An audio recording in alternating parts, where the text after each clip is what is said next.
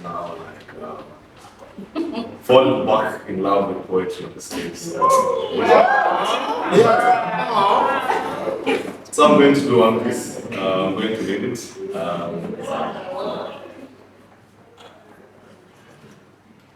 On the transition point between boy to man lies a poet sandwiched between metaphors and rhymes. Lies a little boy with his notepad and pen against the wall. Sometimes it's the outside world, most times it's a wall within. Self versus self, mind versus soul, what I feel versus what I know. It's like a clarity. On the transition point between boy to man lies a king who's not fascinated by any crowd. Other than his, not fascinated by taking control of anyone's life other than his own, tries to be a control freak within his zone, but against life, he always comes short. My mother says, our bodies should be our own slaves, not to anyone else, not to anything else, but it's always a tall order to be a prisoner to yourself. To have your thoughts under the control of yourself, a much tall order. To have urges felt and have them under the control of your thoughts, to be a responsible adult, accountable to self, admitting to wrongs, and still not beat yourself up in the process, and I've done that a lot. How about you, Lord? And be honest with yourself.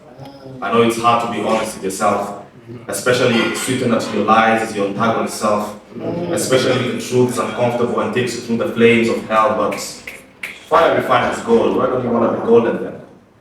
I question myself, why not a Midas touch? Why not reach my goal and escape the process? All I'm saying is that I've been running from self. I have run until there's nothing left in my legs. On the transition point between boy to man is a magician who turned pen to compass just to search for his inner child. These pages are marked, these words are footprints on a path, so when I scribe, I am voyaging the past to find where the little boy got lost and find a way not to punish him, because for way too long I've been punishing myself. Sometimes I wonder what Joseph and Mary did to Christ when they found him after getting lost in his father's house. Probably he, like me, was trying to find his father's house hidden in his chest. I'm sorry, I digressed. On the transition point between boy to man, I have had to parent myself. Be kinder to self. I have dropped the rod, I've dropped the belt. I'm trying to look at the younger me with nothing but love and respect, but it's funny how my mind finds a way to trick me that is self-sympathy and it would help. Sometimes I fall for that. Self-destructions come next. A cycle that should stop but never ends. I've done it enough times nowadays. I'm trying to spot it from miles away.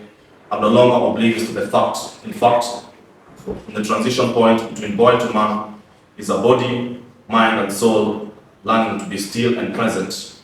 More like a hedonist turning into a monk. But still hit me up for the parties. I don't want to be left out, right? Ambidextrous.